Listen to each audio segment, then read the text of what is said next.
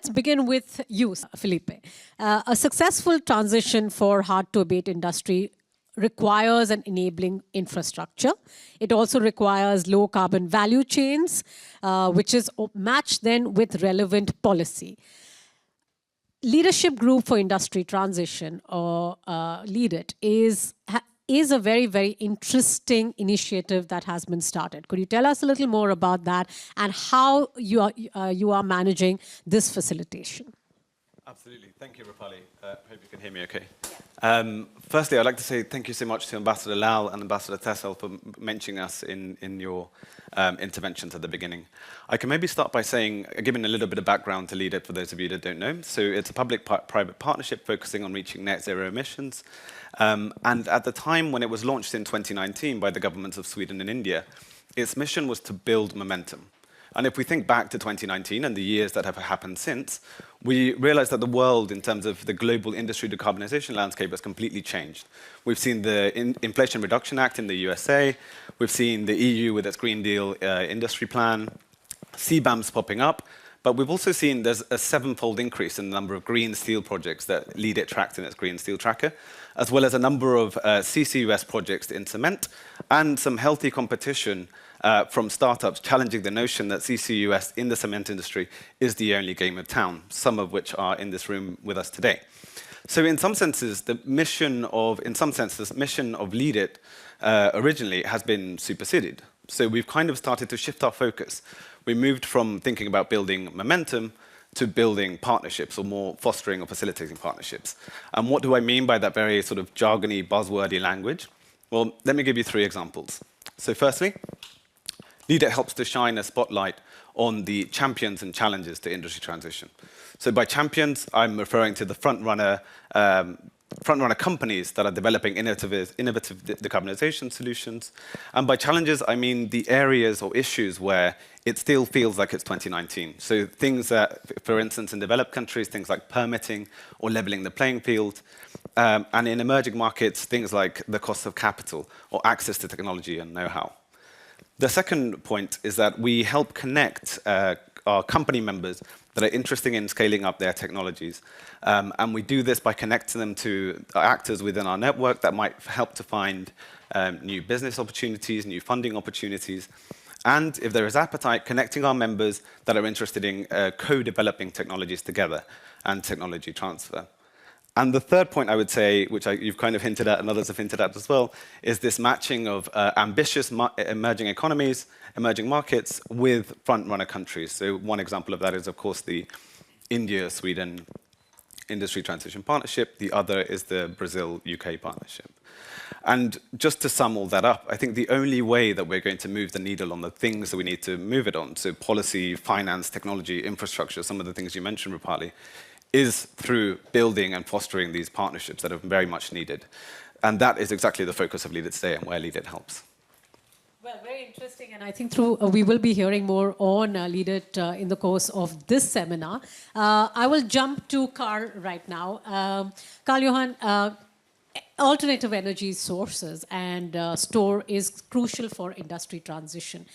SaltX, we know, is innovating for energy storage solutions. Tell us a little bit about that. How does the technology work? The bit that you can share in public, at least. Thank you very much for inviting us to this event, Mr. Ambassador, and all ladies and gentlemen in here. You're very quite right that we started a company as an energy storage, a thermal chemical energy storage company. But we found out very soon, not very soon, but after a while, we found out that the market was not really ready for this thermochemical storage application. So we developed our own electrified reactor, and that turned out so well. So we actually put in a patent application, and we got an innovation patent approved now that is purely electrifying the production of quicklime and cement production. And this is unique. There are many solutions, and all solutions are needed to fight back the emission of CO2 today. But our solution is really that you start from the beginning again. you scrap all the existing ones and you start from a white greenfield operation, that you electrify the process itself. So no carbon capture. Carbon capture is also needed, but they are continuing using coal and oil and various things, and then capturing the whole thing. But we don't do that. Our innovation is really that we separate the calcium carbonate and break out the CO2 at 950,000 degrees in an innovation chamber using a plasma heat that is really using the radiation of heat to make the chemical process in a controlled way. So we have built an electric calciner research center in the middle of Sweden that was actually inaugurated in November, where LeadIT were there, and we actually opened it up together. And since that, we have been running this test facility on more or less on a weekly basis.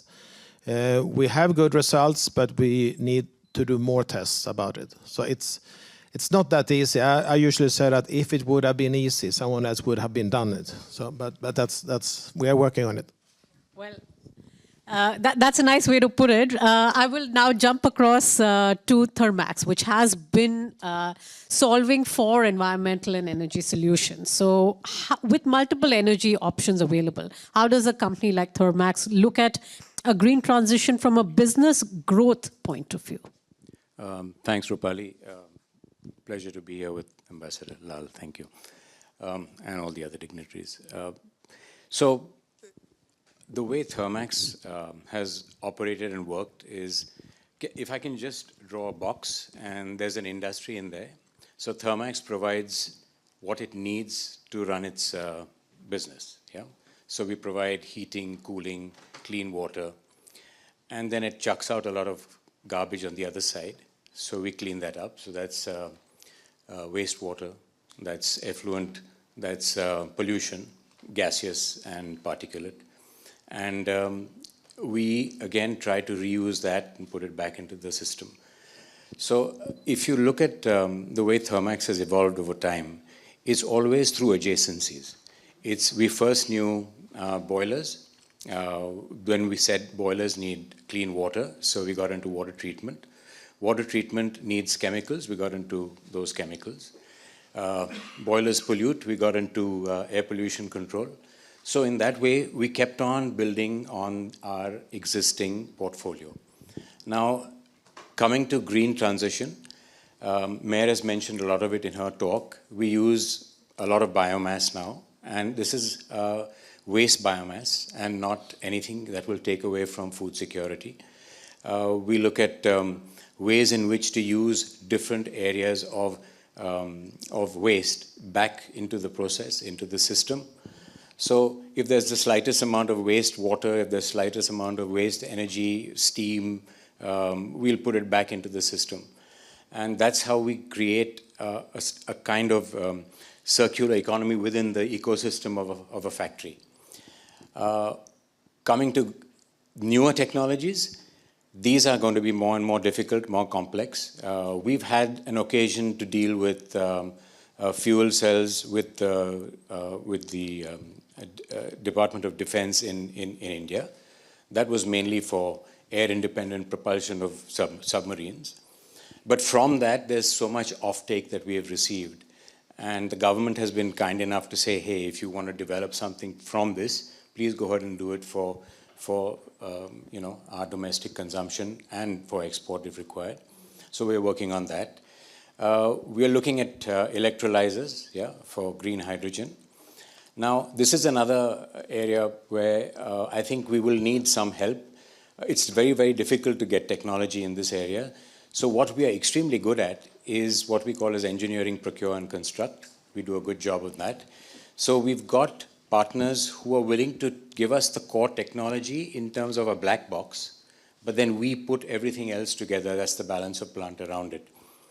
Having said that, we are also working internally on our own technologies, and I think it's important for India to have its own technology security moving in that direction. So I think when you put all this together, as I said, it's all to do with basically our adjacencies, learning from what we've done in the past, continuing to build on that and building newer technologies in the green space from there.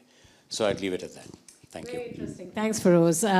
I'm going to now come back to you, Viral. Now, as a Deloitte South Asia leader for World Climate and someone who really works closely with boards and with CXOs on helping them with their ESG strategies, how do you think the uptake and interest has changed over the last few years as far as the transition goes among the heavy industries or the hard-to-abate industries? Thanks, Rupali, and thanks for that question. Great to be here, by the way. So the transition that the country is going through is twofold. Early on, there was almost a compliance focus. There was because there were regulations that were coming in, both for companies that operate domestically and those that export. But more recently, there has been a greater appreciation for the fact that a transition away from, so transition to decarbonize is something that is increasingly cost efficient, right? So there is actually a, if you take a look at, say, an oil refinery, which has 1/3 of its emissions coming from captive hydrogen production, etc. Moving to renewable sources actually is IRR positive, right? So it's actually good business sense for you to consider as well. And I think Mehra mentioned this earlier. India imports 80% of its energy needs. So the decarbonization actually helps in moving away from the vagaries of import and the price differentials, etc. The third thing is, as storage becomes more efficient and cheaper, it actually then makes for strong base load power, etc. that can also come in. And the most important thing to consider also is that there are legitimate business opportunities that companies are seeing, right? So when you look at, obviously both Mehra and Mayank spoke about, the various areas that they themselves are highly prevalent in. And Pheroz talked about electrolyzers, so green hydrogen. While India has a target of 5 million tons by 2030, we are already seeing some producers that are likely to become lowest cost producers already, right? Which means that you'll have a significant domestic consumption and an export market that is going to be available. So even if you take that as an example, there's a significant move, to go towards that area, and for that to become a substantial business opportunity. So while obviously purpose and planet are there, but even if you look at a hard economic view, it is proving to be the right thing to do from a business perspective. And that's a very interesting view, I would say, because often it is the cost of the transition which is spoken about, and that is seen as, I won't call it a deterrent, but perhaps some sort of a road bump into a hurdle. But that's interesting because then it encourages more innovation, perhaps more innovation in academia. And coming to you, Raine, as someone who's worked in both industry and academia, how do you see the role of academic research translate into innovation for industry? You worked very, very closely in the cement space and innovating for that, looking at different alternative binders, etc. So have you seen any example, or are there examples in which the innovation in academic institutions have translated into actual businesses? And your mic's here. Yes. So thanks, Rupali. I was thinking, how do I do this? Because I didn't get any kind of indication or a question before. So I think I have to do a politician answer for this one. It needs to be a surprise. So don't come very well. So I think this, with my 20 years in academia and 20 years in industry, allows me to zoom out a little bit. And I think from the previous speakers, Ove and we got from the PI industries, is both this with having the kind of a knowledge and then having the mindset to do something. Now all this goes back to that we need to have a common understanding Now, when we speak about sustainability and sustainable development, we don't seem to have that in actually no field. We have a lot of activities, but when we go back to building, and if we speak about alternative binders, and even this kind of a session here is about kind of a carbon neutrality. But thereby we're missing one thing. What's the value that we're getting for this carbon? So I personally don't like the triple bottom line at all. I think eco-efficiency, when we look at value per harm, is a much better way of going forwards. So when we look at buildings, we have to say, okay, yes, we have a big problem that buildings consume. The building value chain consumes something like 40%, or is responsible for 40% of the world carbon emissions. And how do we reduce it? Then it's up to every company to somehow to see that which value are we producing. So what is the end product we want to see? Well, alternative buildings are at least affordable and carbon neutral. And then we get suddenly 2 indicators, not 100, but we get 2. And when we have students and I ask, so okay, so what's a sustainable Sweden, or what's a sustainable university, or what's a sustainable person? Nobody ever can understand, answer it properly. But I think if you start with what are my main footprints and what's the main value that I'm producing. So I'm not answering your question if I see an example. Or the short answer is I haven't seen very much. I looked a lot of the literature at alternative binders. There's something for 20 years. Very little of it has come out to real practice. It stays in the university, and I think some of you are familiar with the Parkinson's law that you cite each other, and not much comes out of it. So I think somewhere in whatever field that we are, in our individual level or in building, or if you're a cement plant, you'd have to say, what is sustainable cement? Because if you only look at the footprint, it's very good with technological solutions, but in the end, how much value is the cement producing? How much can I build with it? Maybe I build 10 times as much, and then I need much less, and the CCS or whatever solution becomes much smaller. But that kind of understanding is not visible in the sustainability reports of today from cement industries or building industries. So I think academia needs to work with the understanding, and then we can communicate and let our students and our partners work with it. That's a good message, Raine. So, I mean, there is a need for a lot more collaboration and perhaps a lot more conversations like these to increase that collaboration. Coming to you, Shilpa, and as somebody who's been part of PI's sustainability journey, and you spearhead legal, risk and compliance, how do you see the risk management and risk mitigation as part of climate action? Thanks, Rupali. Thanks, everyone. Thank you, Honorable Investor and all. Risk mitigation comes across as a complex exercise, but it is something which, if done properly, brings up to the table what the company's motive and the objective is. We spoke about mindset. We also spoke about last year, less is more. Now, when a company is adapting their, which is rather a strategic necessity and no more a moral imperative to have your corporate governance, integrate your sustainability practices into your company's policies, protocols, risk management comes into the right place to ensure that while you are picking up the projects, new business objectives, are you doing the entire feasibility which will actually support your sustainable practices? What are the risks over there? Are you doing your analysis on the risk? Are you doing the stress analysis to identify if it's going to get you the desired objective, desired motive, desired results? Because eventually, by the end of it, we're all looking at the sustainable results. Let it be innovation, let it be governance, let it be getting into the new energies. But if you've done a mitigation, have a framework, assessed with the standards, I think we are good to go. So risk mitigation plays a very important role. Thanks, Shilpa. And if I know I have like 3 minutes on time, and I have a very, very strict timekeeper, and we have the State Secretary here as well, so welcome. But if we are considering the current trends and challenges, now how do we envision the future for industry transition towards sustainability in the next decade? If I can have everyone give maybe one line answer and then we can wind up, perhaps we can start from that side, Felipe. Yeah, maybe I can just very quickly re-emphasize my point. To see the green solutions that we need to see in the next decade, we first have to start with, okay, who are the people that need to get in the room to come to an agreement that that's going to happen?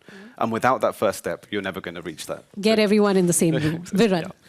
Very similar. We are tracking 5,000 distinct innovations for climate change, and half of what we need to get to net zero is still in conceptual or prototyping stage, which means that the collaboration between industry, academia, startups, and the financing community needs to get even stronger. Good that you brought about financing community as well.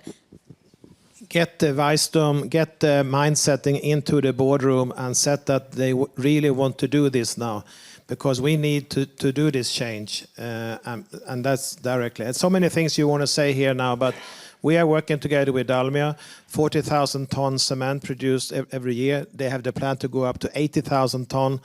And if we just can take a fraction out of that and produce it by electrified solution, it will be a fantastic possibility to bring that concept into their business concept, allowing them to take market shares, break the monopoly situation as we do have in the cement situation also. We need to be brave. We need to get. All right, and the takeaway, that's my takeaway. Raine, can you do it in 5 words?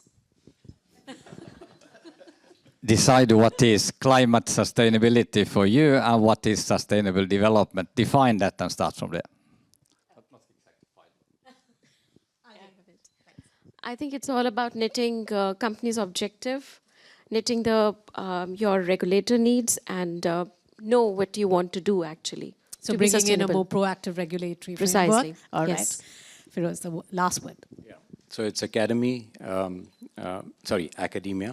finance for sure, talking to everybody out there, and keeping an open mind. Most importantly, allowing our own people to experiment and fail. I think that's experiment and fail. Yeah. Learning by doing, experiment, fail, make it happen. Well, thank you so much, panelists, for very, very interesting insights from different perspectives. Thank you, and please take your seats.